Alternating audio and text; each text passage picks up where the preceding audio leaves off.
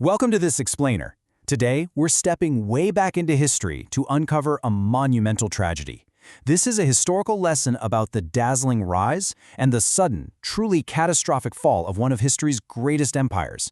We're looking at the end of the Islamic Golden Age. Think about it for a second. How does the undisputed center of the world, a city that stood as the absolute beacon of global progress for 500 years, just completely collapse in a mere 13 days?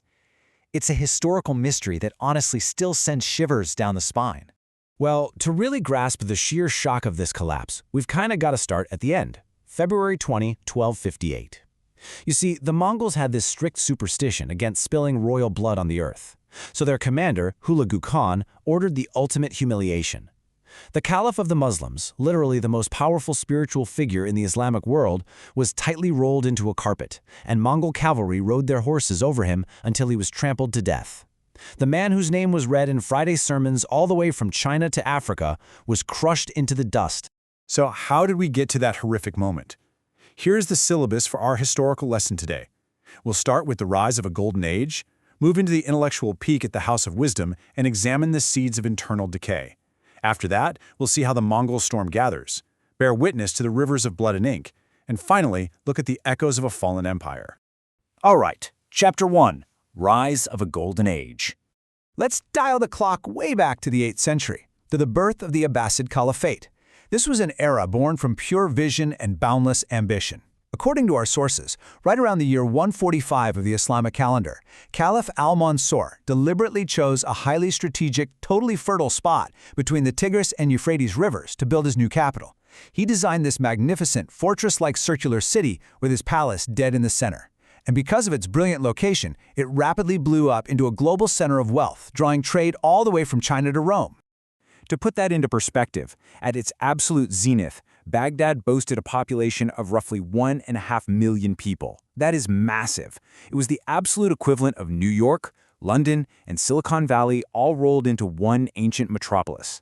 The saying went that if you hadn't seen Baghdad, you simply hadn't seen the world.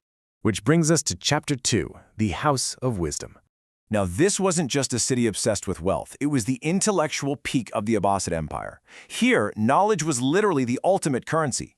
Baghdad started out by gathering and translating ancient Greek texts, think Aristotle and Plato. But then they really pushed the boundaries. Scholars like al-Khwarizmi literally invented algebra right here. But the real game changer, it was technology. Caliph Harun al-Rashid set up a massive paper mill after learning the tech from Chinese prisoners. So instead of writing on super expensive papyrus, they could mass-produce knowledge. And the beating heart of all this was Beit al-Hikmah, the House of Wisdom. Imagine this bustling, incredibly cosmopolitan academy. It was the world's largest library and research center. You had Jewish, Christian, and Muslim scholars all working side by side, 24 hours a day, just totally pushing the boundaries of science, medicine, and philosophy. But, things shift. Chapter 3, Seeds of Internal Decay. Here's where our narrative takes a pretty dark turn. The contrast between the eras is just stark. The early Abbasid caliphs were so devoted to science, they would literally reward an author with their newly translated book's exact weight in pure gold. Incredible, right? But the later caliphs, well, specifically the 37th and final one, Al-Mustasim, this guy just completely emptied the state treasury on singers, insane luxuries, and endless entertainment. The swords in the armory were literally rusting away, while the palace partied. So the empire was quietly rotting from the inside out. As our sources detail, sectarian conflicts were tearing the streets apart. Shia and Sunni, Hanafi and Hanbali constantly at each other's throats. Scholars abandoned real science just to debate absolute trivialities. And the politics? Total betrayal. The caliph's own vizier, a guy named Ibn al-Alqami, actually convinced the caliph to slash the army from 100,000 down to just 20,000 troops just to save money. All while he was secretly corresponding with the enemy. And above all, Caliph al-Mustasim lived in this bizarre delusion of divine invincibility. He genuinely believed angels would protect Baghdad even if he didn't have an army. And that sets the stage for Chapter 4, the Mongol storm gathers. While the caliph is living in a total fantasy world, a brutal geopolitical reality is storming in from the east. Hulagu Khan, the grandson of Genghis Khan, was under orders to conquer the west. He sends this incredibly chilling ultimatum straight to Baghdad.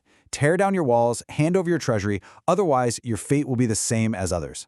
Look, the Mongols only spoke the language of the sword. They had already obliterated other empires, and now they were literally at Baghdad's doorstep. So how does the Caliph respond to the most dangerous military force on the entire planet with this? Who are you to threaten? Don't you know all kings are my slaves? If I want, I can send such a huge army against you that it will capture your empires too. I mean, wow. It was a masterpiece of arrogance and stupidity. He genuinely believed millions of Muslims would just magically appear out of nowhere to defend him. But the harsh reality? He was completely alone. Chapter 5: Rivers of Blood and Ink. Now we hit the climax of our historical lesson. The Mongol invasion breaches the city, and a literal doomsday arrives for the Islamic Golden Age. It all unfolded so incredibly fast.